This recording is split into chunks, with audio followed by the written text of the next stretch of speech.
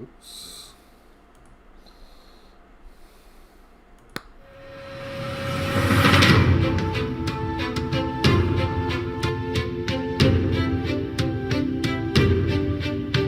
From where the West begins in Fort Worth, Texas, to around the globe, you are listening to Talk of the Night. And now, your host, Paranormal Phil. Thank you, and good evening, good morning, wherever you may be around the world, around the globe, or even in your own backyard. I am Paranormal Phil, and tonight we are 1 week away from Halloween. So I wanted to do a show about the history of Halloween. Now, I've done this show before for radio, but never for video. So I'm going to bring it to you in video, give you a little idea of where the tradition started, how it got started, different traditions of Halloween, All Hallows Eve, All Souls Day, All Saints Day, Dia de los Muertos. Please forgive me, my Spanish is not that great. But we're going to get all into that. We're going to even get into the thinning of the veil, which is happening now through like November 2nd. So we're going to get into that tonight. So pop in the chat. Let me know you're watching. And let's get this ball rolling here. As soon as I get the chat up here so I can see it. Hey, Bill. Alright, so let's get into the history of Halloween.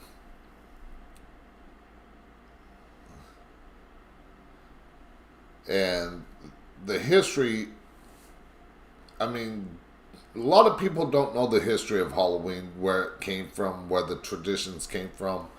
But it actually started in the UK area with the Celts.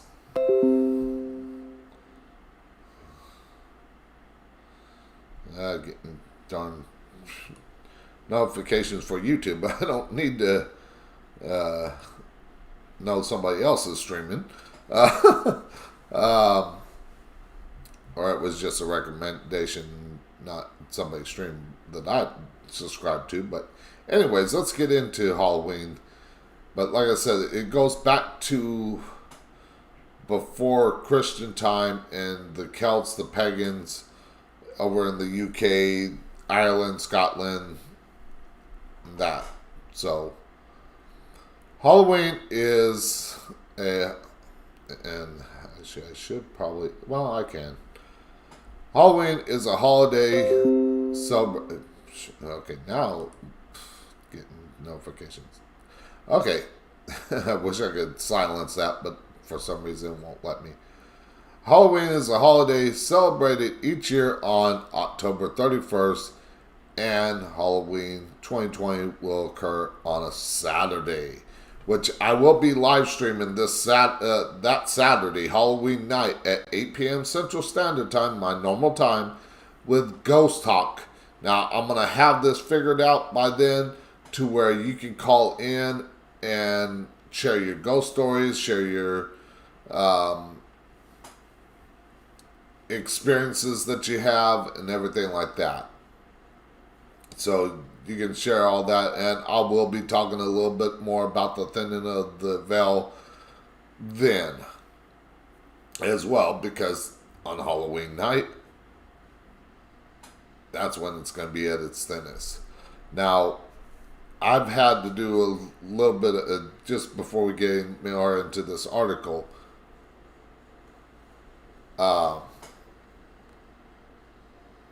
before we get any more into this article, I've had to do a couple of cleansing of homes for people that have had some dark energy, dark entities in their home. Yes, I do that type of work on the side. It's a side hustle. But I do that, and I've noticed I've already had 3 in like a week's time. So 3 cases. And I probably will have another one here soon. So I've noticed this year, as dark as 2020 has been already as it is, there's a lot of dark energy out there. So visit Paranormal Phil on Facebook, that page, if you need any of those services. But besides that, let's get into. Sorry, I got something in my eyes. Let's get into this topic. Also, real quick before we get any further and before I forget, the night before Halloween, Friday night, next Friday, this coming Friday, I'm going to be out at the stockyards here in Fort Worth to live stream into the Paranormal Facebook page, not the YouTube channel. I don't got enough subscribers to live stream from my phone. So, and speaking of subscribing, make sure that you subscribe, hit that notification bell, and share with all your paranormal friends. Oh, and also like the video. So I've gotten way off base. So let's get into tonight's topic because I don't want to waste any more time. But like I said, it happens on a Saturday, Halloween. The tradition originated with the ancient Celtic festival of Samhain. Now, a lot of people pronounce that Samhain. That's the wrong pronunciation. It's Samhain. And we're going to get into what Samhain is here in a moment. For those that are not of the Wiccan faith or practice paganism or anything like that or unfamiliar with it, I'll explain what Samhain is. But the Celtic festival of Samhain, when people would light bonfires and wear costumes to ward off ghosts. Yes, that's where the costume wearing tradition came from. And of course, all this happened before Christianity. Christianity, the Romans kind of took over the holiday or the festival and took the traditions and made them their own, which is why we got Halloween the way it is now. But like I said, a lot of the traditions come from Samhain.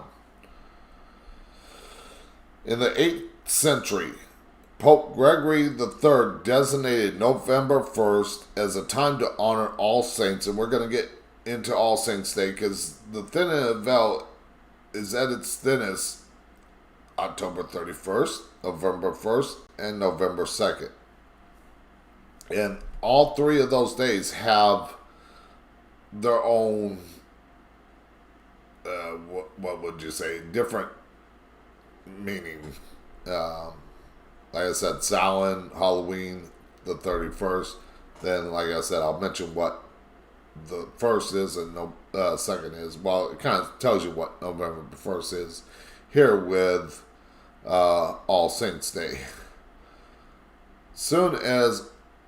Soon All Saints Day incorporated some of the traditions of Samhain.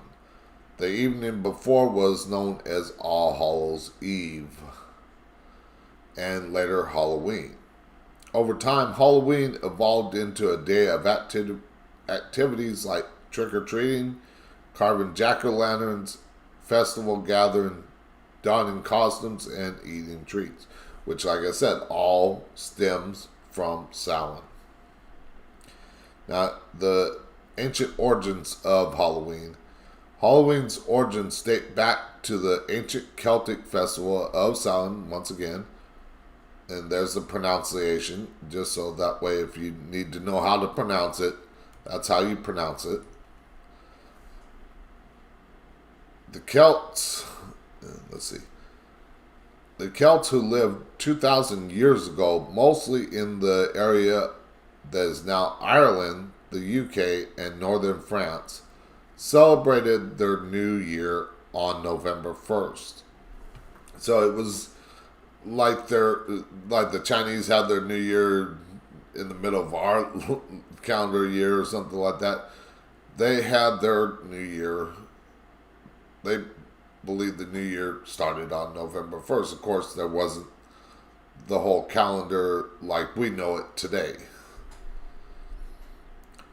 This day marks the end of summer and the harvest and the beginning of the dark, cold winter, a time of year that was often associated with human death.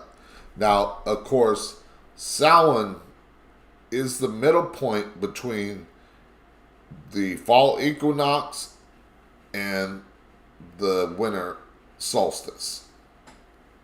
Just so that you know.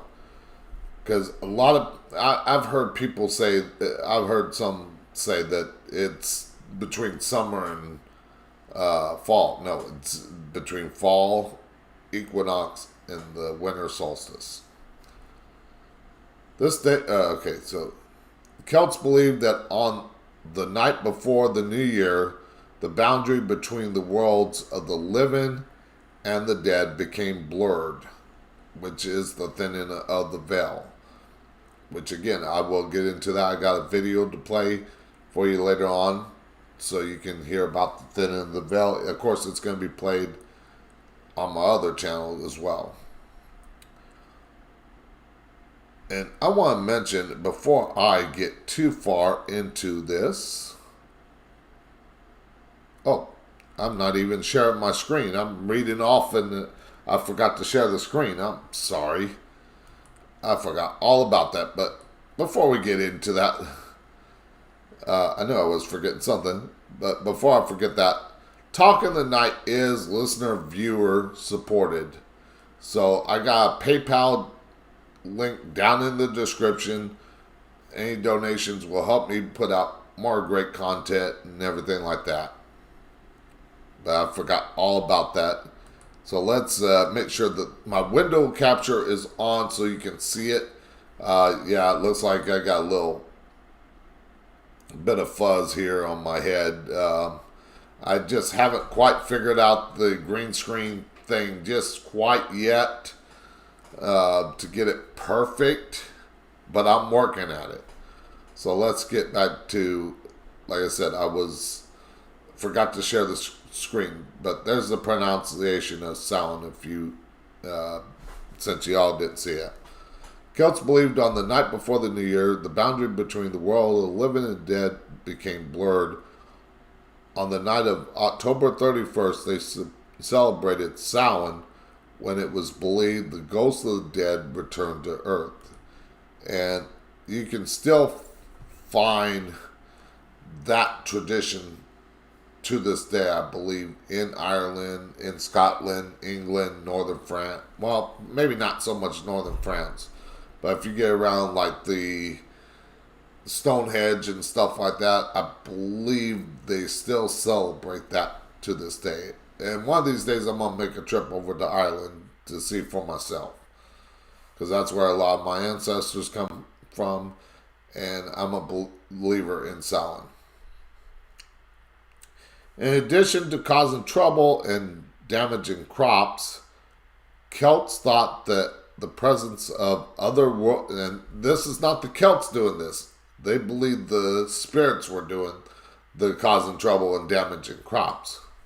Celts thought that the presence of the otherworldly spirits made it easier for the Druids or Celtic priests to make predictions about the future. For a people entirely dependent on the volatile natural world, these prophecies were an important source of comfort during the long, dark winters. And like I said, this is the halfway point between the fall equinox and winter solstice. To commemorate the event, Druids built huge sacred bonfires where the people gathered to burn crops and animals as sacrifices to the Celtic deities. Now, that part doesn't happen anymore, and I don't believe in doing that kind of stuff. Well, the crops are okay, but the animals, no.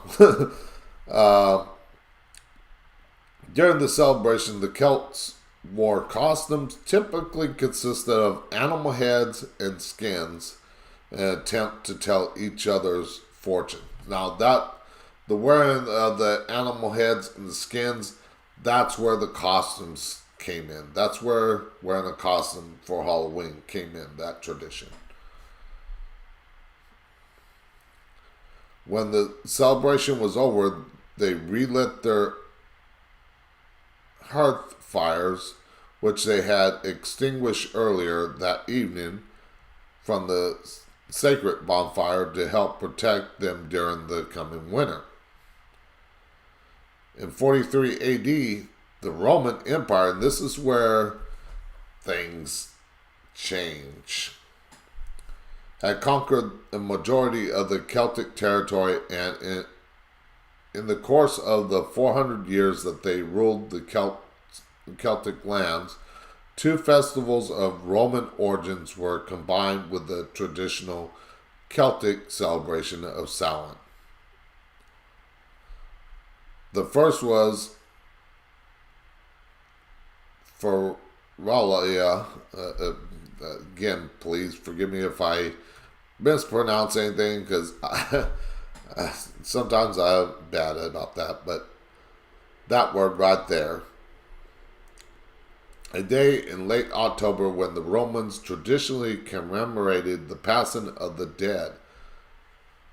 The second was a day to honor Pomona, the Roman goddess of fruit and trees. The symbol of Pomona is the apple, and the incorporation of these celebrations into Samhain probably explains the tradition of bobbing for apples that is practiced today on Halloween.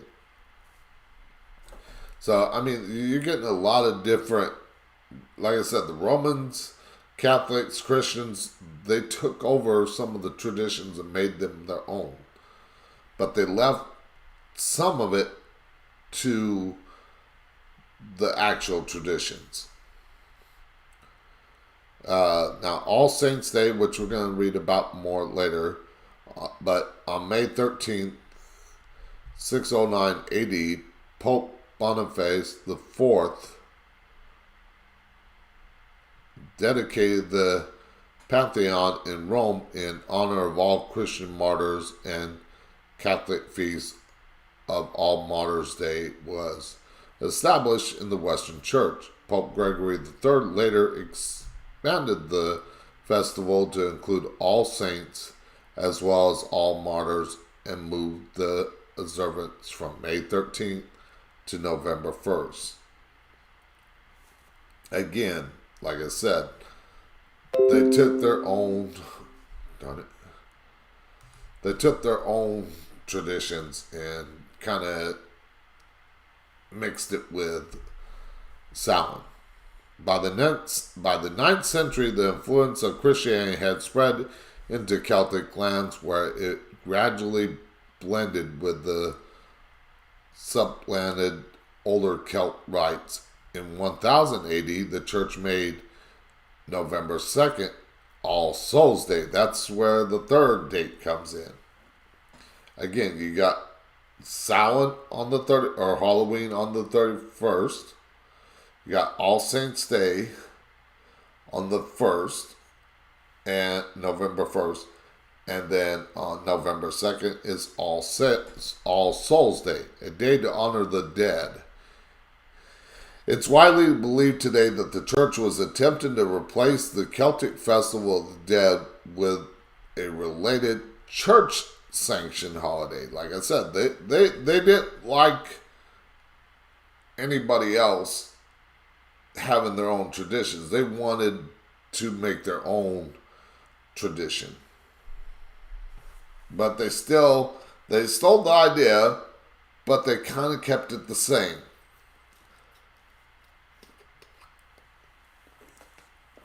Get some water here. All Souls' Day was celebrated similarly to Samhain, with big bonfires, parades, dressing up in costume as saints, angels, and devils.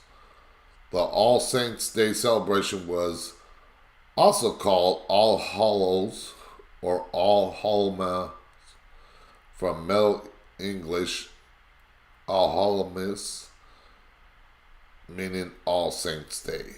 And the night before it, the traditional night of Samhain in the Celtic region began to be called All Hallows Eve and eventually Halloween.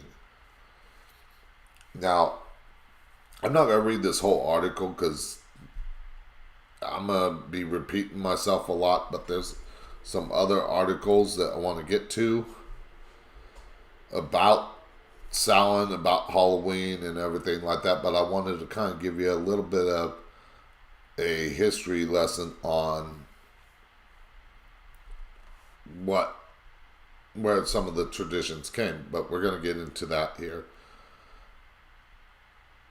Now, we're going to skip down here and that first story was from history.com. And all the links are in the description down below so you can check it out for yourself. This one is from Good Housekeeping. But Halloween, it's Celtic origins. Again, we've already learned about Samhain, and now there's different people pronounce it different. Some say it SOWIN, and then there's SOWWIN. It's SOWIN, or at least that's how most people pronounce it. Now, if you didn't know, Halloween had a dark spiritual history. In addition to honoring the dead, the Celts also believed that the spiritual presence of Samhain made it easier. Well, we already talked about that, according to history. But what they did was they believed that these spirits caused a lot of trouble and everything like that. Now, you might ask, where does the bat come into play when it comes to Halloween?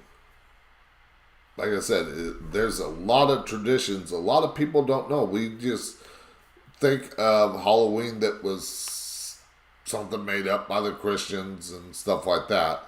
But little do they know that the Celts had a hand in Halloween, or they're the ones that started Halloween, basically.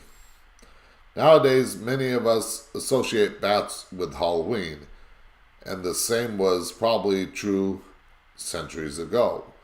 When the Celts lit bonfires, the bonfire would attract bugs, and the bugs would attract bats. In later years, various folklore emerged citing bats as harbingers of death or doom. For example, Nova Scotian mythology notes that if a bat settles in a house, a man in the family will die. If it flies around, a woman in the family will perish. So there's a lot of folklore relating to the bat. That, again, this is stuff that most people wouldn't know about. But I'm giving you an idea of where some of these traditions came from for Halloween. Of course, the Roman intervention, we already talked about that. The Christian influence with All Souls Day and everything like that. The English traditions. Despite the new religion focus, people in Old England and Ireland continue to associate the time with the wandering dead. They set out gifts of food. They would actually set out gifts of food for these spirits. And I guess that's where you can kind of get Dia de los Muertos. Again, please forgive my Spanish. I'm working on it. To please the spirits, and as time wore on, people would dress in scary costumes in exchange for treats themselves. A practice called mumming. Because it wasn't called trick-or-treating, it was called mumming, which is similar to today's trick-or-treating. Colonial festivals back in colonial times. Let me get my chat up. The first similar celebration in America predominantly arose in the southern colonies, according to history. People would celebrate the harvest, swap ghost stories, and even tell each other's fortune.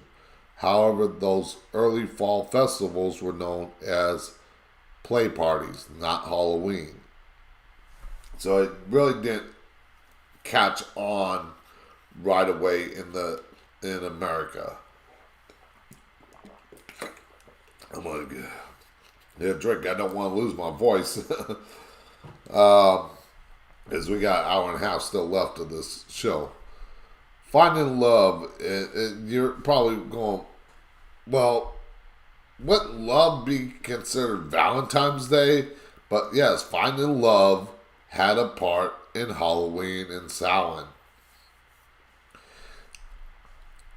In the 1700s and 1800s, women used to perform rituals on Halloween in hopes of finding a husband. And I guess that's where you can get the Salem witch trials too. According to history, women would throw apple peels over her shoulder, hoping to see her future husband's initials or competitively bob for apples at parties because the winner would be the first to marry. And again, there's the bobbing for apples, which all started with the Romans, and we know in Christianity, and we all know that a lot of the settlers were of English Christianity. The weirdest of them all, they thought standing in the dark room with a candle in front of a mirror would make their future husband's face appear. Now, it's something different now, or at least for Wiccans like myself, we can do that to look into the past. We can do that to look in, well, not so much the future, but we can look into the past that way as well. Irish immigration. And this is where Halloween really came to America. The holiday really started taking off in the middle of the 19th century when a wave of Irish immigrants left their country during the potato famine. They popularized the celebration naturally with their new superstition and customs like the jack-o'-lantern. And probably you didn't know that the jack-o'-lantern used to be carved out of turnips, potatoes, and beets. It was not started in pumpkins until much later. While kids didn't trick-or-treat just yet, they did play plenty of pranks in the tradition of mischief making. And it all goes back to the Celts and the Samhain, and they believe in the spirits cause mischief. So when did America start nationalizing Halloween? By the end of the 1800s, more communities pushed for a secular and safer set of rituals. People started holding Halloween parties that emphasized games, fall food, and costumes over witchcraft and troublemaking, which, like I said, look back to Salem, Massachusetts, and what happened there. What we know today, trick-or-treating skyrocketed in popularity by the 1950s when Halloween became, and hopefully y'all can see me. Bill, can you give me a 5x5 or a 1, and put a 1 in the room? Let me know I'm still recording. Still good.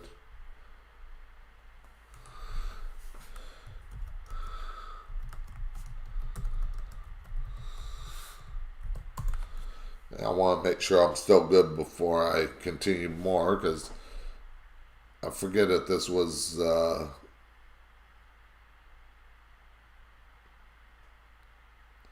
So I've been having trouble with my connection.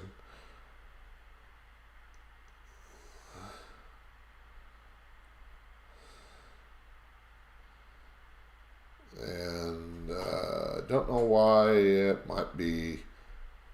Let's see. Let me check my stream health here. I'm still streaming. I'm still live, I guess. Let me check YouTube and make sure I'm still live, because that's another way I can do it. But I want to make sure maybe Bill stepped away for a moment. But let me check.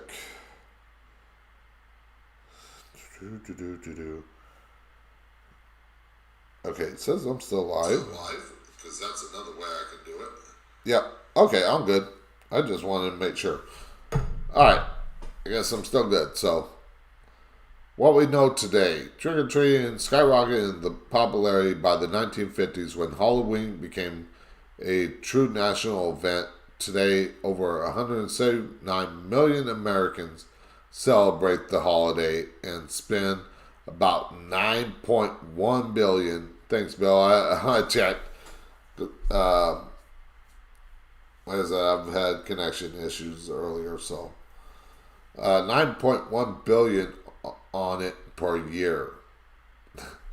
Obviously, they didn't account for people like myself that love Halloween and love to go all out on it. Is Halloween a holiday? Of course, Americans love Halloween wholeheartedly, but the day isn't an official holiday. Despite all the festivities that happen in the evening, Halloween is a working day, and most businesses and banks follow their regular hours. It's not a national holiday, but it is, in a sense, a holiday. So let's, that's all that page. Let's get into another page about the history of Halloween. And let me pull the chat back up here. And like I said, there's something here. A lot of this repeats, like I said, so I got a couple of things that I want to talk about in each of these articles. Now, tricks and games. Now, like I said, trick-or-treating all started from the Celts when they believed that the spirits on Halloween, All Hallows Eve, Samhain, whatever you want to call it. I'd prefer to call it Samhain, but I mention Halloween because a lot of people don't know what Samhain is. And so it's just easier to tell them Halloween. Oops. I want to make sure my camera's... Let me check my camera because I hit my thing here.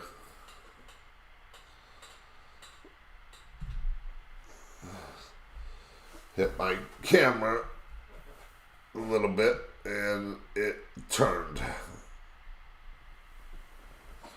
Alright. Sorry about that.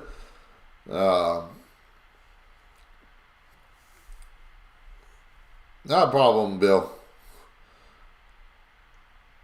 Alright. So, let's see. A little low here.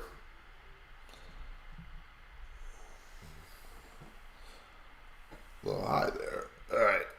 Let's see if we can get this just the right spot. There we go. Just want to make sure I'm good here on the position of my camera. So, these days, the trick-or-treating part of the phase, trick-or-treat, is mostly, or the trick part of the phase of trick-or-treat is mostly an empty threat, but pranks have been long part of the holiday, like throwing eggs at houses, toilet paper in people's houses, putting poop in bags and lighting on the porch. But by the late 1800s, the tradition of playing tricks on Halloween was well established. In the United States and Canada, the pranks included tipping over outhouses opening farmers' gates and egging houses. By the 1920s and 30s, the celebration more closely resembled an unruly block party, and the acts of vandalism got more serious. Some people believe that because pranking was starting to get dangerous and out of hand, parents and town leaders began to encourage dressing up and trick-or-treating as a safe alternative to doing the pranks, because they did not want people out there causing mischief. However, Halloween was much a time for festivities and games as it was for playing tricks or asking for treats. Apples are associated with Halloween both as a treat in the game of Bobbing for Apples, a game. Okay, just checking out the chat here. And if you're watching the show, pop in the chat, join the discussion. I interact with all my viewers and everything like that. But again, a lot of this is all repeated Christian Irish thing. So let's get into another holiday associated with Halloween, All Saints Day, All Souls Day, and like I mentioned it earlier, Dia de los Muertos, also commonly known as the Day of the Dead. Now, this is a Mexican celebration to celebrate the dead. And a lot of the traditions happen to be the same as they are. Okay, there we go. There's my camera, the right position. Thought it looked a little sideways. Okay, so let's get back to this. And the Day of the Dead, and I'm going to bring that down because I can't see the writing here. A dedication to the deceased. The Day of the Dead, Dia de los Muertos, is a 2-day holiday that reunites the living and the dead. Families create offerings to, it gave a Spanish word, but that I wasn't going to even try, to honor the departed family members that have passed. These altars are dedicated with bright yellow marigold flowers, photos of the departed, and the favorite food and drink of one being honored.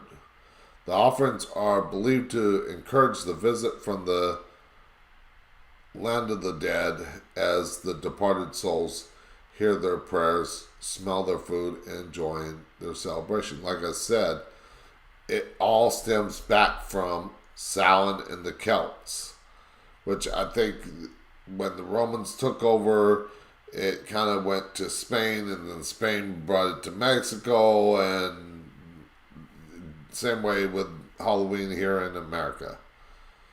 The Day of the Dead is a rare holiday for celebrating death and life.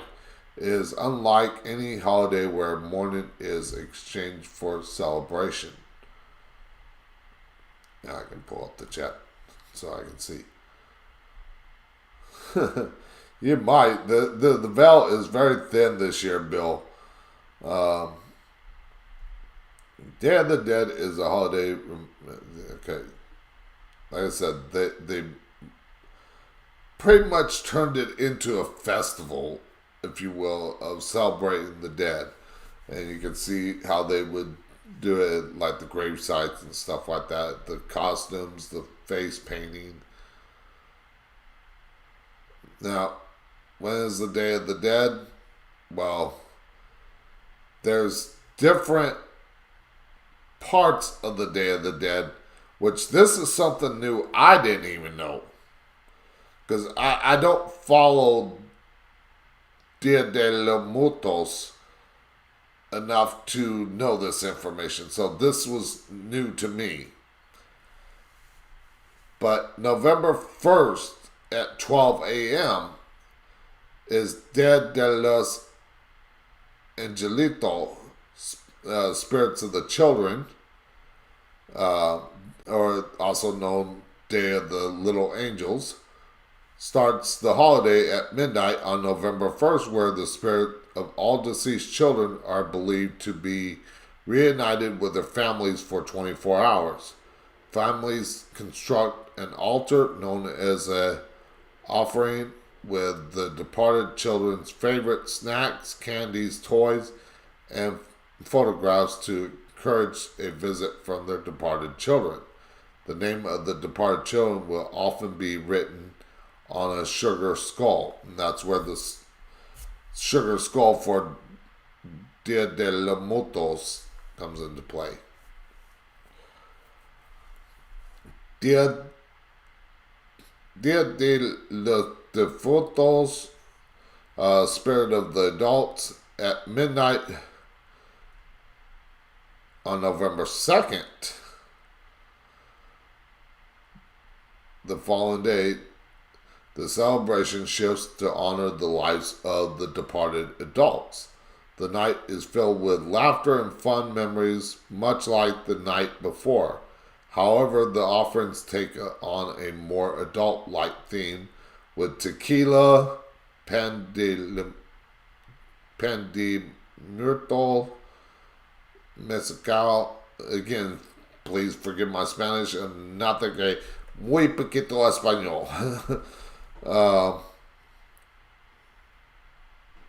Whatever that is, I'm not even going to try to pronounce it. In jars of atol. I think that's right, but again, forgive my Spanish. Families will also play games together, reminisce about their loved ones, and dance while the village band plays in their town. And last but not least, I'm just going to move the chat over here so I can read. The next day is at noon on the 2nd is the grand finale and public celebration of Dia de Muertos. In most recent times, people can come together in their cities dressed up with caveira painted faces, or skeletons, if you will, which is this here. Almost looks like the faces from what's the name of that movie? The Nightmare Before Christmas. I'm pretty sure that's where Tim Burton got the idea.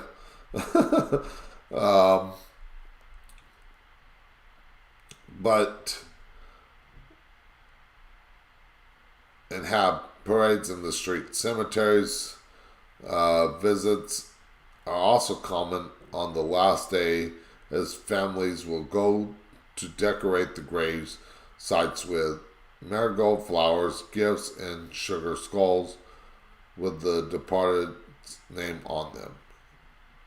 It's customary to clean the gravestone and restore the color. So they put a lot of effort into caring for their loved ones. And of course, this will give you an idea on the skulls, the caveira skulls. I want to move this over here again. Caveiras are whatever. During the Day of the Dead, the skulls are often drawn with a smile as to laugh at death itself. They also take many forms, such as sugar candies, clay decorations, and most memorable, face painting. Sugar skulls are decorated and placed on offerings of loved ones. A Gavetta or sugar skull is decorative skull made of usually by hand from either sugar, called that, I'm not even going to try, or clay, which are used in the Mexican celebration of the Day of the Dead.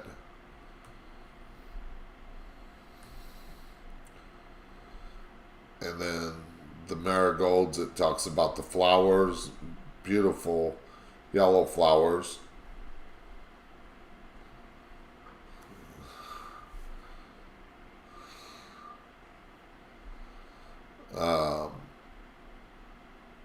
But they put those on the thing as well as the sugar skulls. And you can see, and I'm pretty sure this is down in Mexico, because you don't see this up here in America, or at least I haven't seen it, with how they put out the offerings for their dead loved ones during that time.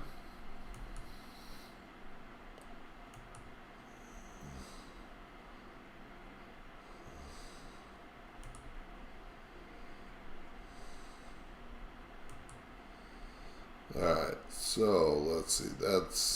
You can look at some fun facts about the Day of the Dead. The Day of the Dead is not Halloween, of course. Like I said, it starts at midnight on November 1st. But like I said, a lot of these traditions, I believe, came from Samhain.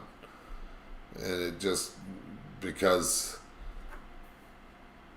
it all came from Christianity, and then Christianity came to Spain during the Spanish Inquisition, and then from there, so forth. I'm going to check something real quick.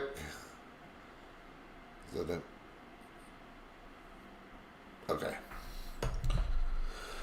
It's not sovereign, but celebratory traditions are different by countries. And of course, Spain and Mexico are a little bit different in their beliefs, but I believe it all kind of ties together. So, I mean, you can check out this. Again, the link is down in the description down below, and I don't think it had a, yeah, it doesn't have a name for it, just, I guess, Day of the Dead website. Now let's talk about All Saints Day, which is also on November 1st. And we talked about it briefly. But this is what Christians believe All Saints Day is. The meaning and history. Says the Bible does not teach us to pray to saints, Matt 6:6, though the saints 1 Tim 2:5, or for saints who have already gone to heaven. Instead, we remember the saints and allow the memory of their faith spur us upon deeper worship and greater service to the Lord. All Saints Day, known as All Hallows Day or Hallowmas, is a Christian celebration in honor of all saints from Christian history. And again, like I said, all the... Oops. Let's make sure I'm still streaming.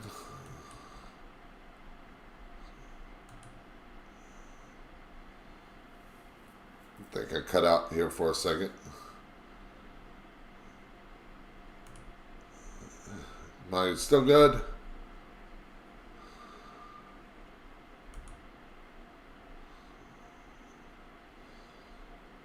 Okay, so it looked like I cut out for a second, so I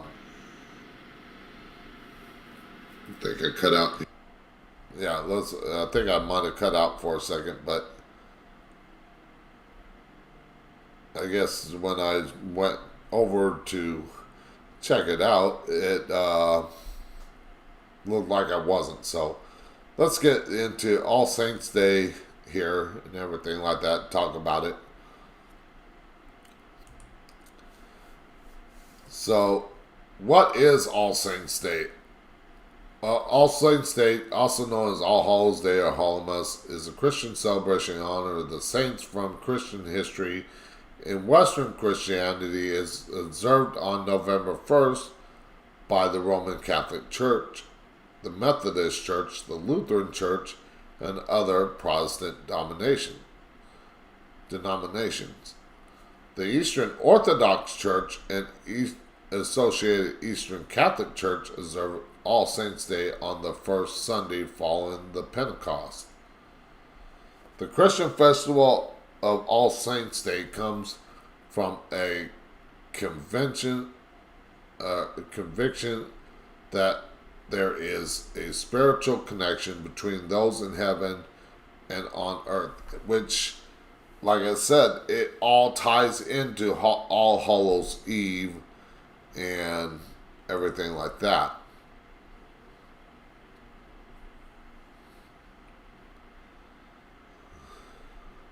Oops. Now, the Christian festival, I'll say, okay.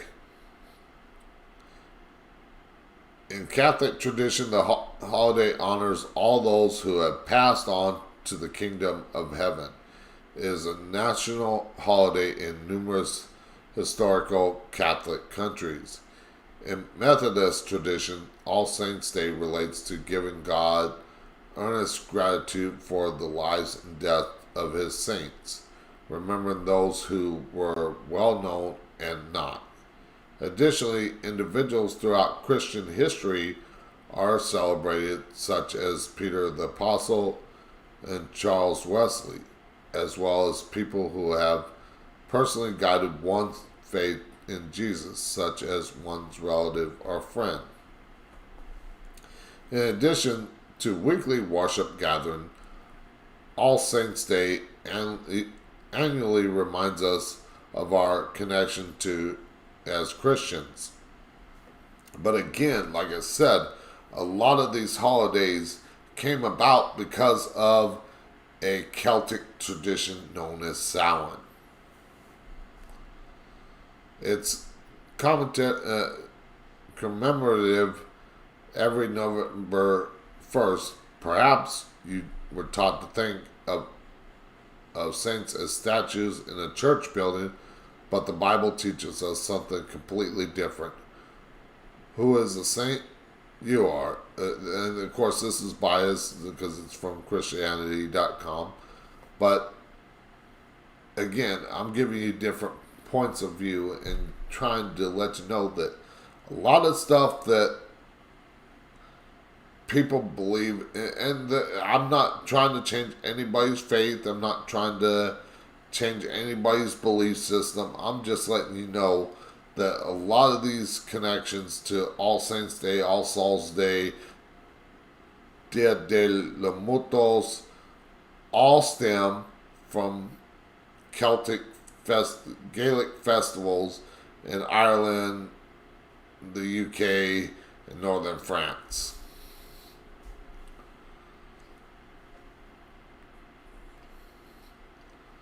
So I'm not going to read all this, but right there. But this part, All Saints Day, relation to Halloween or Samhain. Dressed as Dracula or as Devil, neighborhood children were happily trick-or-treating last night in the United States. And this is probably, I forget when this was written. Let's see, when was this written? It doesn't give me a date on when it was written, but anyways, we know people weren't trick-or-treating last night in some other countries. But would it surprise you to know that Halloween, by that name, started out as a holy Christian celebration? No, it didn't. It didn't start out as a Christian celebration. It started out as a Gaelic festival celebration, which the Christians took it upon themselves to take it and make it their own. Hallow, in Old English means holy or sacred. Therefore, Hallows Eve or Halloween simply means the evening of holy persons. Now, like I said, Halloween got its name from the Christians, but the traditions were of a Gaelic festival in the time of the Celts over 2,000 years ago, and refers to the evening of All Saints' Day, which is the day November 1st on both Angelic and Catholic calendars. Halloween is a mixture of Celtic religion, which they admit that it's part of Celtic religion ideas, and Christian martyrology. And there's a picture below is a traditional Hallows Eve ceremony, which almost kind of looks like Dia de los Muertos. And of course, we already talked about the origins of All Saints' Day and everything like that. Again, like I said, a lot of this stuff repeats itself, but I'm going over stuff that the other didn't cover. And I think that was all I wanted to cover in this, because it gets into a lot of scripture, which, like I said, I'm Wiccan myself, so I got different belief systems. So let's get into All Souls Day.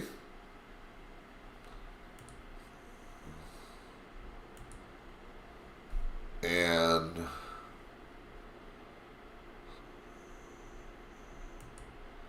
get back to it. Trying to get my chat up there again. So every time I click on a different page, I got the pop-up chat where I can see it and everything like that.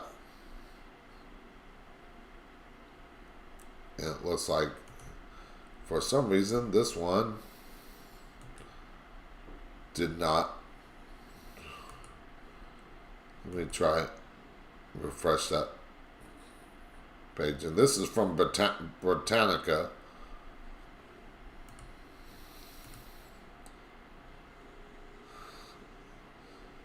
And this is about All Souls Day, for those wondering. And again, it's been stupid. But in Roman Catholicism, a day for commemorating of all the faithful departed, which All Souls Day is November 2nd. And again, like I said, a lot of the, like, All Souls Day, All Saints Day, Dia de los Muertos, all come from the Catholic Christianity.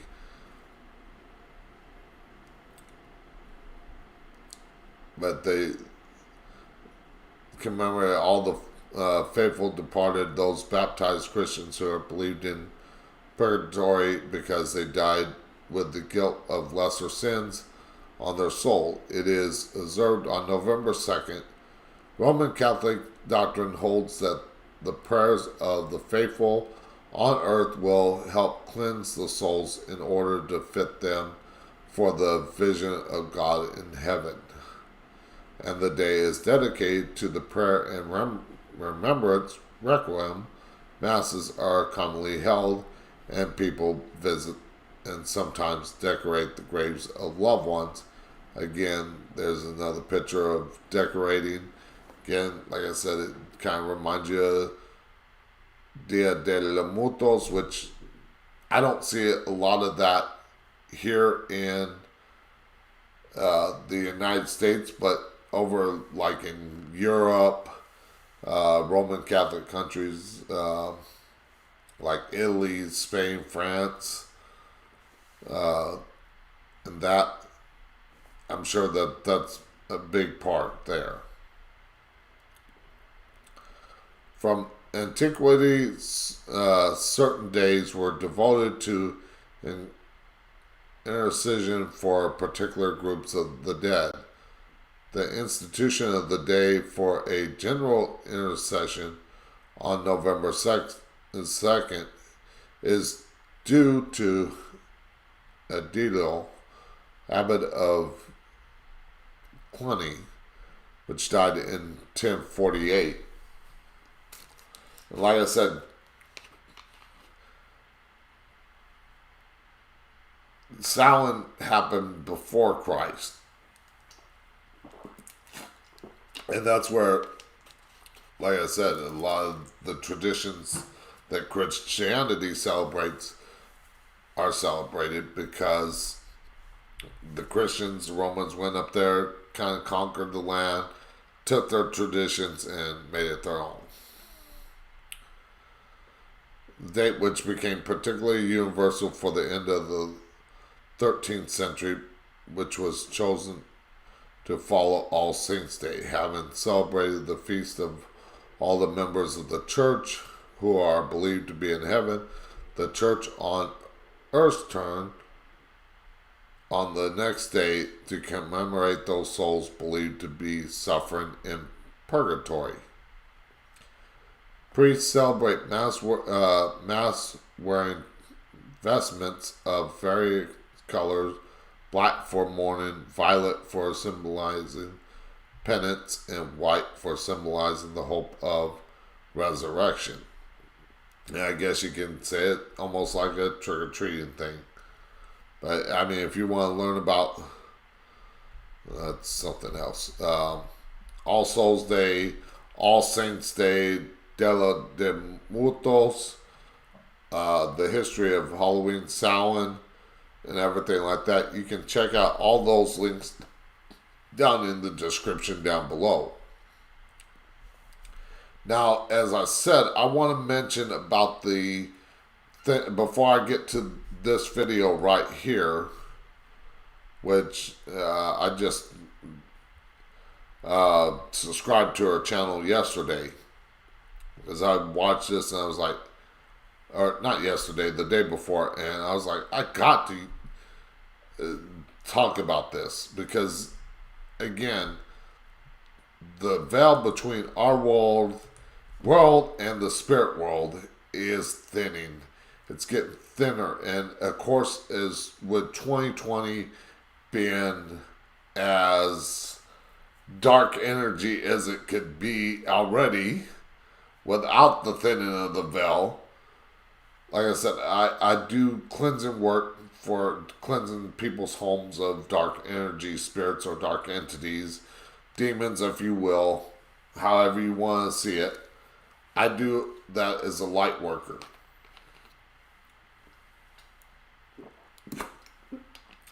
But the veil between our world and the spirit world is at its thinnest come Halloween or Samhain, if you will.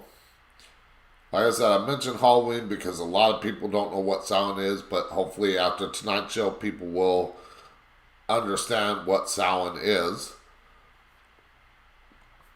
But I've had to do cleansing because that dark energy that 2020 has produced has allowed that darker energy to come through, if you will, through that veil. And yes, there are portals to the spirit world, but there is a boundary there. But at this time of year, that boundary could be like this normally, but as they get closer to Halloween, it gets thinner and thinner until the 31st, the 1st, and the 2nd, when it's at its thinnest. So again, if you are an empath, you can see spirits and everything like that, you're prone to that energy, you will notice more spirits and everything coming through in the next week. and it's going to be ramping up.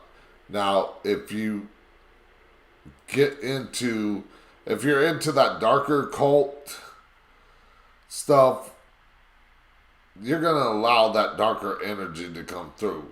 And that's something that you don't want to do. So do not, and let me make this very clear, do not mess with that darker energy, because you're going to unleash something and then you're going to end up calling somebody like myself to get rid of it. So just be forewarned. But yes, if you're a ghost hunter, next week is going to be interesting. Like I said, Halloween night, I'm going to be here. I'm going to be live streaming here for all Halloween on Halloween night. But on the 30th, I'm going to be out at the stockyards live streaming on my Into the Paranormal Facebook page, because like I said, that energy is going to be bumping. Basically, that energy is going to be out there. And of course, for those that don't know the stockyards, it is haunted here in Fort Worth. So you might actually catch something if you catch that live stream. And of course, the live stream will be recorded, so that way I can put it on my YouTube channel for Sunday night. But it should be interesting. So go over to Facebook.com. I believe there's a link. Let me check. I believe there's a link in the description for... I know there's a link for all the Talking of the Night stuff, which you can follow me on Twitter, Facebook, Discord, LinkedIn, all that stuff like that. I got a link for all that.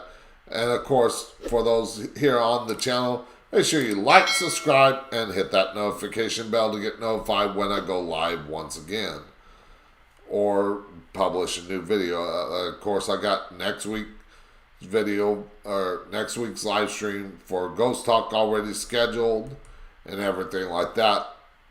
So it's every Saturday night I'm here at 8 p.m. Central Standard Time.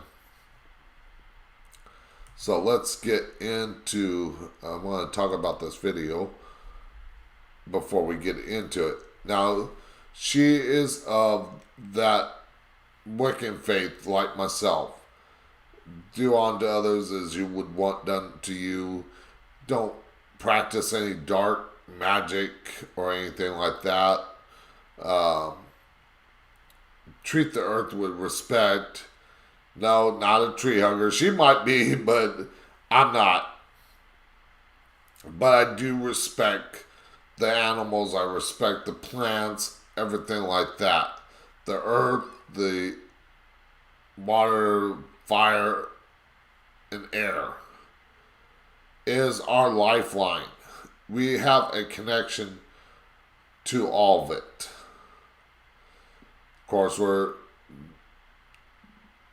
all part earth, all part water, because our bodies are made up of a lot of water. We got air from our lungs and fire from our temper. But just kidding. But anyways, basically, like I said, if we treat this earth with respect and the animals and the plants, it will come back to us. Basically, if you will, good karma. So let's get into this video. It's 9 minutes and 40 seconds long.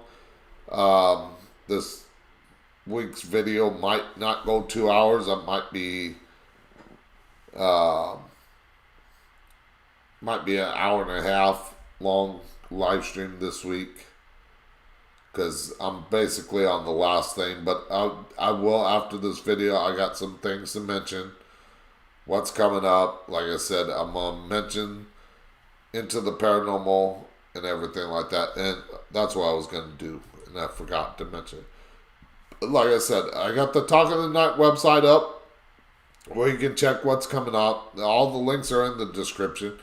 Follow me on Facebook, Twitter, Discord, YouTube, LinkedIn. Of course, the PayPal link down below. I got a link to the Into the Paranormal Facebook page, but I don't have a link to the YouTube channel. But if you go over to the Facebook page, you can find links to take you to the YouTube channel for Into the Paranormal. So if you go over there, make sure that you like, subscribe, and hit that notification bell over there if you like those videos. So let's get into this video. And of course, I'll be cutting in from time to time, so that way I use it as fair use, as commentary and everything like that. But this is by Asia Suler. If you go over to her channel, visit her channel, make sure that you like and subscribe to her channel and hit that notification bell. Also, if you go over there and leave a comment, let her know that Talking the Night sent you. So let's get into this video. In Celtic traditions, it's said that in autumn, the veil between the worlds thins. I've always loved this term. To me, it captures in a poetic way something that I innately feel every time autumn comes around again. But what does this really mean? What does it mean to have this veil between the worlds thin? I'm Asia Suler of One Willow Apothecaries, and this is your guide to navigating the thinning of the veil.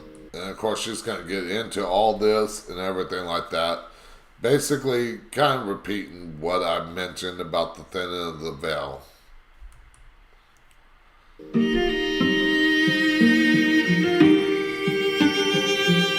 it was a beautifully done video.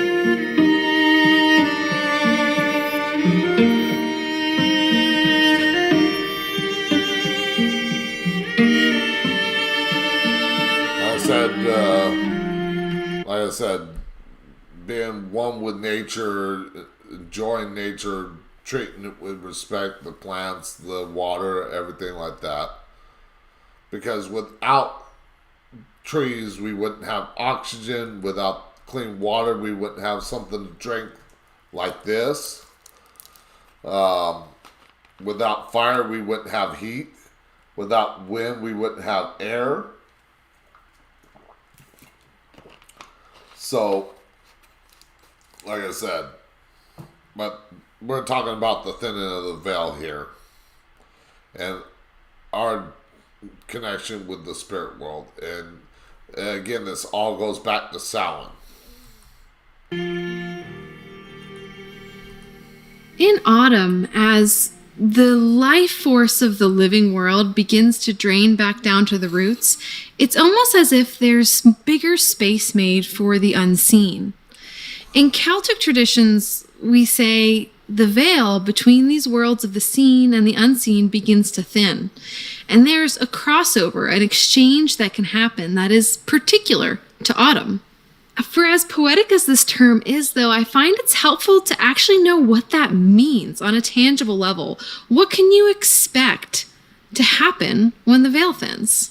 These are some themes that I've noticed coming up for me, my clients, and my students almost every fall. And of course, for everybody that is a light worker, somebody that is an empath, it is that time of the year when energy can drive us nuts. And 2020 has already driven us nuts as it is, but it definitely will drive empaths like myself even battier. And I'm crazy, but I'm the good kind of crazy. I'm evil, but the good kind of evil. But not evil in the sense of, if you will, dark energy. I just love having a good time, but like I said, I'll let her do the talking about this veil. And sometimes if we can just become aware of them, then we can really harness the medicine they can bring. The first thing that you might notice happening is that those who are on the other side can come visit you. So you... Again, with the thin of the veil, like Dia de los Muertos, All Saints Day, All Souls Day, Samhain, all that, like I said, all plays into the thing. But visitations from the other side. You will notice a lot more during Halloween than any other time of the year. You might notice in autumn that loved ones who've passed on are visiting you in your dreams, or that you're having breakthrough memories of them or having experiences where you feel like they're close to you. It's been amazing to me to see how many times this has happened for myself or for a client. And when we take a step back and we notice, we're tipping from the equinox into fall. This makes sense. It's actually easier in the fall for our loved ones to reach out to us. So as we enter into fall, if you're having a dream with someone you've loved who's passed on, or you're feeling them reach out to you, don't discount this. Know that this is actually a really opportune moment for them to be able to reach out to you and connect. And see, that's what I've talked about before with the whole Santa Claus effect that I coined the term for, because everybody has this ability to see the spirits, but a lot of people forget it. They said it's just imagination, it's not real, nothing, stuff like that. But as she said there, don't discount it. I mean, your loved ones might come through wanting to get a message to you. Don't discount that. But a lot of people, when we're younger, we're told that it's not real, and that ability goes to see the spirit world more clearly goes from here to here. It's still there, but a lot of people forget how to open that third eye to see that. The next thing you might notice in fall are greater psychic openings. So when the veil is thin, there is a lessening of the boundaries in our perception. So this could mean a lot of things. You might have a creative outpouring in fall. Now, she goes into creative stuff, and I'm very creative too, but like I said, the third eye opening wider during this time, you might notice more, and some people might discount it, like she said before, but don't discount that. Don't discount the visitations from loved ones and other spirits. Now, if it's a dark energy, then you have to end up calling somebody like myself to get rid of it. But the light spirits of family, loved ones coming through, don't discount that. I know for me, every autumn is always a very creative time for me. So you might notice that in autumn you have new ideas, new visions, new dreams come around, or it might be a time where some of your dreams are coming to fruition. This creativity is really coming from the thinning of this veil between the normal day-to-day perception and this wider perception of the unseen world and all the possibilities that live there. This can also be a time of study, scholarship, and learning, new awakenings. It's almost as if the aperture on your life can expand and you can see more than you saw before. There's a reason why every fall we begin school again, and it's not just because of the harvest season. There's something going on in the wider consciousness of the way the seasons progress. And I believe that a lot of this came because of Christianity, but like I said, Samhain had a big part in everything that Christianity has done. Where fall itself is a wonderful time to expand the boundaries of your knowledge. So you might find yourself being drawn to study a new discipline or a new practice, and if you're feeling that urge, follow it, because this might be the beginning of a whole new perception. Along with this idea of psychic openings, fall is also a really important time to get clear on your boundaries. So anytime the veil is getting thin, there's the possibility for more energies to be coming into your sphere. And of course, like I mentioned before, if you got that dark energy about you, or you're getting into that darker occult stuff and stuff like that, that dark energy is going to come through. So you have to be careful with what type of energy you're putting out there, what type of energy you're projecting as that veil gets thinner. So I often find in fall I need to sort of re-up my negotiations with my boundaries. It can be really helpful to set limits, especially if you're someone who's highly creative or highly connected to the spirit world. You can set boundaries to say, I'm open for new insight, information, and communication between these hours every evening. Beyond that, I need my sleep and I need to go about my day-to-day life. The thinning of the veil. Now, see, I've learned how to shut that on and off. It took me a while to learn how to do it, but I've learned how to do it. Not just, especially during this time of year, but I've learned how to do that to where I might notice the spirit, but it's like, you know what my hours are set for communicating with you. You know when I'm turning on my abilities and not. So they leave me alone during that time. When I'm ready to communicate with them, they have no problem coming through, but they know to respect my boundaries. But you have to put it out there to make sure that they know these boundaries. And I might make a video about this later on down the road. Veil can also mean death. Now, when I say death, I don't necessarily mean the physical passing of somebody. I mean death more in the tarot card way. So when you get death in the major arcana of the tarot deck, it doesn't necessarily mean this black and white death as in we think of it. Death may mean just an ending. In fall, we often come up to this period of ending contracts. So when the veil thins, we're able to see some things that were obscured from our view before. So you might have some stuff coming up in your relationships for review, renewal, or termination. This is also a time when memories tend to come up for us. Now, often coming up because they're looking for resolution. And of course, a lot of that comes from, a lot of that could be played a part in Dia de los Muertos. And I'm getting better at saying it. But I promise you, this is just water in here. But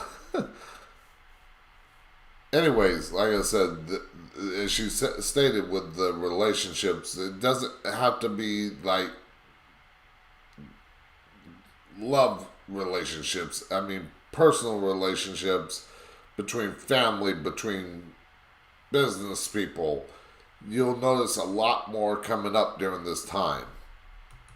There's something about these memories, maybe some of them might even feel like barbed nostalgia, that are coming up for you to release something about them that is still creating a holding pattern within you.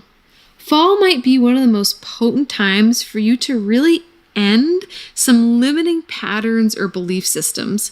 And sometimes memories will come up for us to be able to see the ways in which these limiting belief systems or programs have followed us throughout our lives. So if you're having memories come up, old stuff for review, know that this is part of this regeneration process, which begins with the death.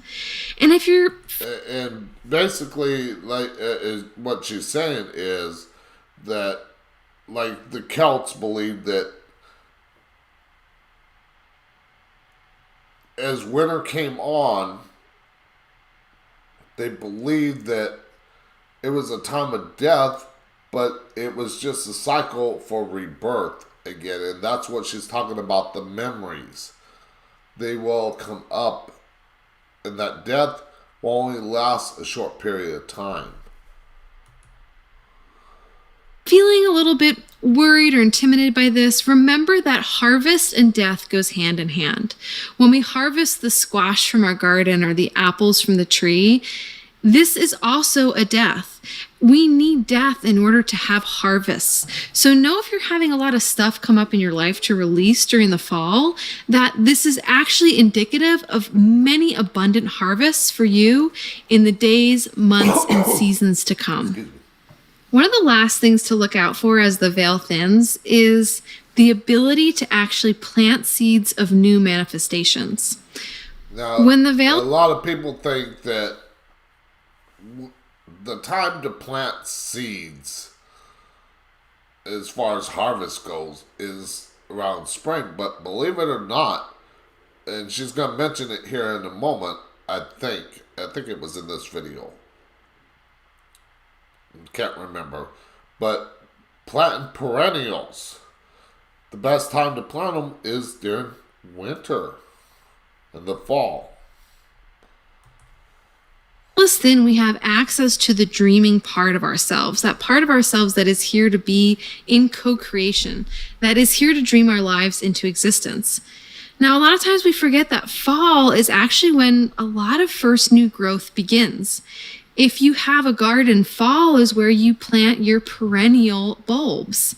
And that's, I know it was in one of her videos, and I'm glad it was in this one, because I remembered it correctly. But yeah, like I said, just because fall is the time to think of death as like when the leaves are falling from the trees are looking dead during the fall and everything like that. But what happens in spring? It bounces back to life. And like I said, fall is a chance to plant that seed of, how to put it, that seed of renewal into your life, into your heart, into your mind, to allow it to blossom and grow and eventually blossom into in spring.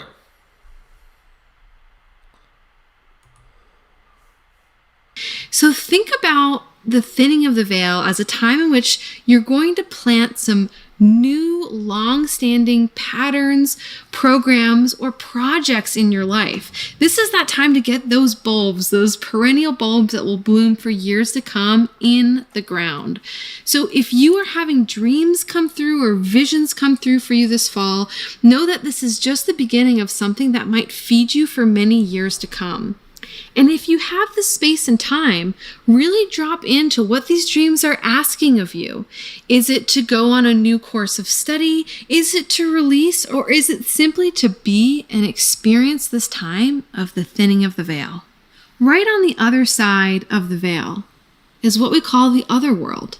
This place of the other world, the spirit world, whatever you want to call it. I mean, I call it the spirit world, but I mean, everybody to their own and everything like that.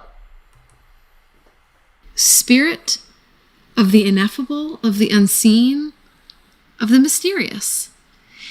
If you're intrigued by this concept of the other world, I invite you to come join me for my online class, Herbs for the Other World. In the class, we explore the contours of the other world. What is it? Where is it? And why connect to this place that was so essential to the ancient Celts? In the course, we go over key practices and rituals to really make the most of this time of the thinning of the veil, as well as looking at several different plants that can really open the gateway to a truly profound autumn. You can find the link to this class below, and be sure to share this video with anyone you know who is interested in harnessing this time of creativity and connection to the unseen. And of course, that's what I'm doing here, with sharing this with all my audience, so that way you can check it out. Like I said, if you go over to her channel, this is Asia Solar. Go over to her channel. Make sure you subscribe and hit that notification bell and like this video and everything like that. And matter of fact, I'm going to do it while I'm here. Oh, I guess I got to be signed in to like it. I didn't sign in over here on this side. So matter of fact, I think I already liked it. I believe I already liked it, so I don't need to like it again. But anyways, make sure you like, subscribe, and hit that notification bell over there for her on her channel.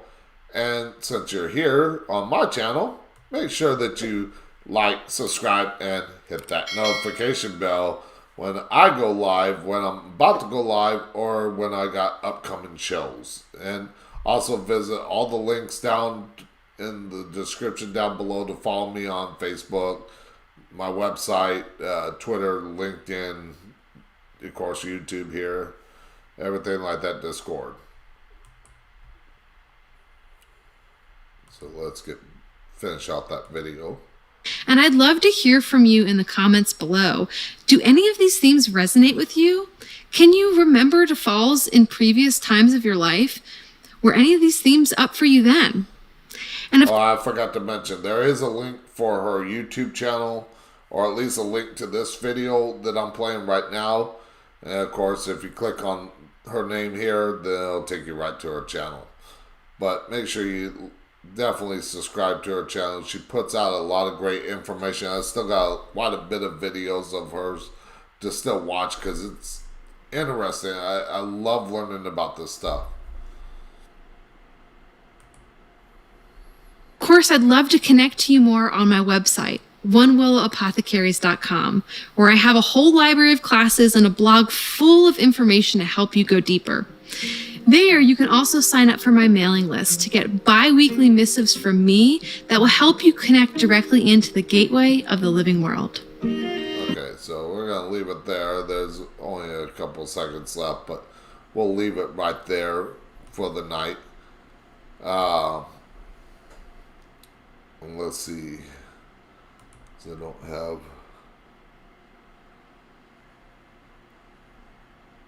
Oh, I believe it or not, Bill, I actually commented on this video, and I said, as soon as I learn how to have guests on my YouTube channel and everything like that, I would love to have her as a guest on my show.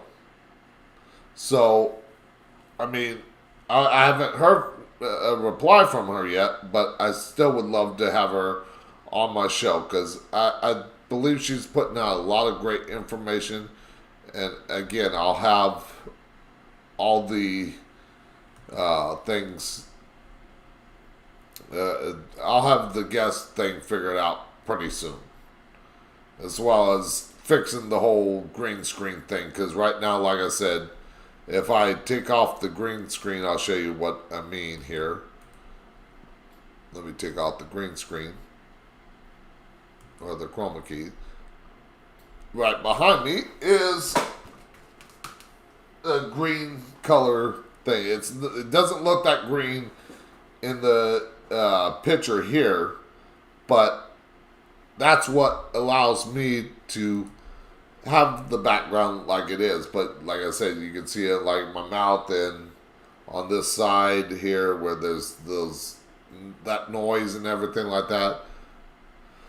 But I'm learning that in college classes, how to fix all that and and of course, the second part of one of my classes, the second half of the semester for one of my classes, we're going to get into After Effects, green screens, blue screens, all stuff like that.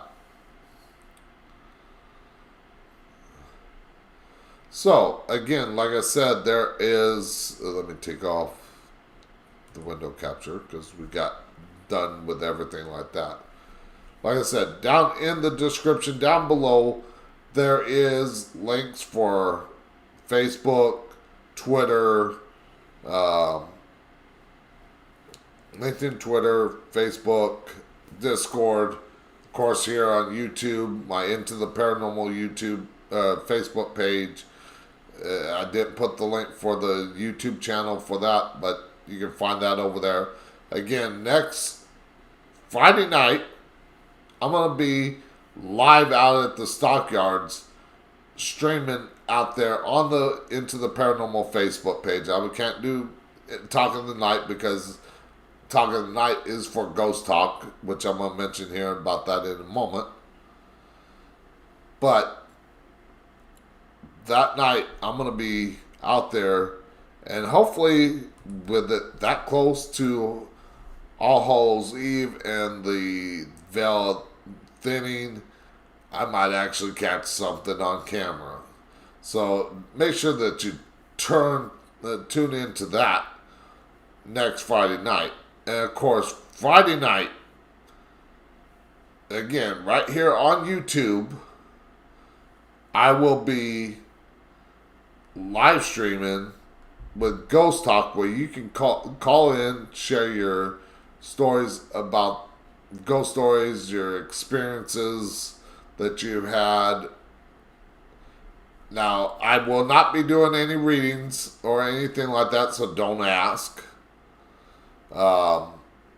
Because the spirits during that time would bum rush me, basically. I don't want that. Even though I know how to shut them off and keep them out during my time, I don't want them bum rushing me. So next Saturday night, right here on the Talk of the Night YouTube channel, I will open up the phone lines for Ghost Talk. Again, visit all the links down in the description for everything that I talked about tonight. Again, once again, make sure you like, subscribe, and hit that notification bell to get notified when I go live or when I'm scheduled to go live. Now, November, I'm still working on the topics. Now, on the website, I got a special Talk in the Night live stream for November 3rd to cover the elections, like I did Thursday with covering the presidential debate. Now, that's still up in there. I might do it. I might not do it. But the presidential debate I did, check out that video. A little thing, let's see, where would it be? I think it would be on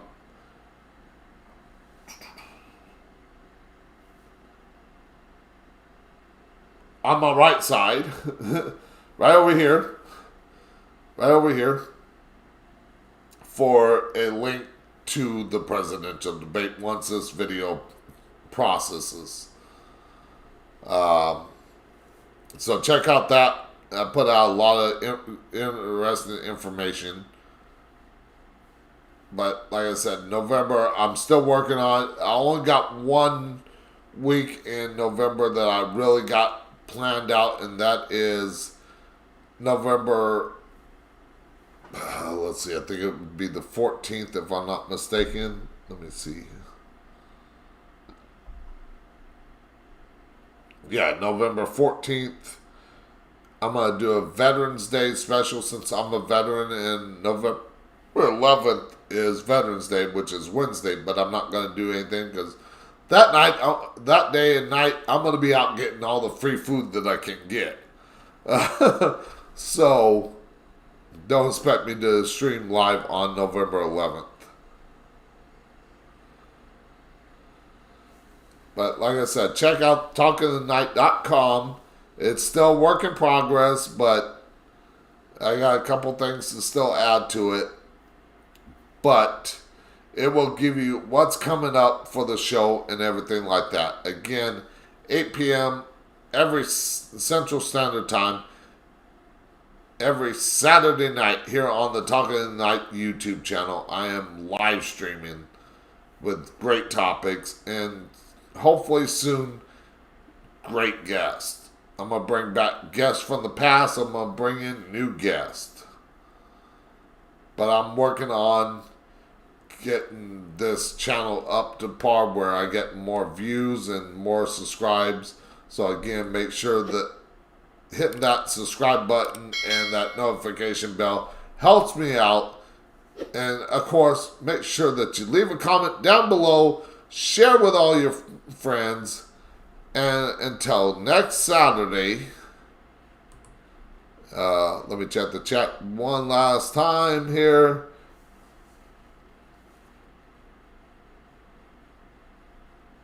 Okay.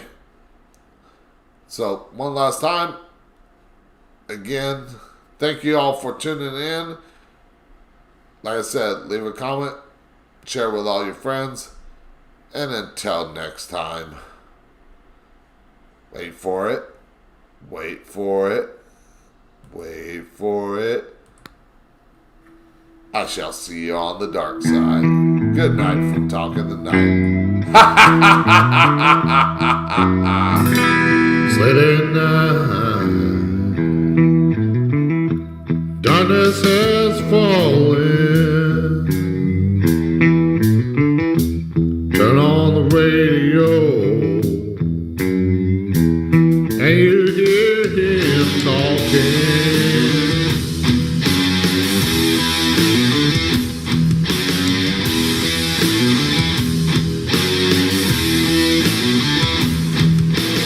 Listening to what he has to say, all about the paranormal and all of the things. When he sounds off, you can hear him say,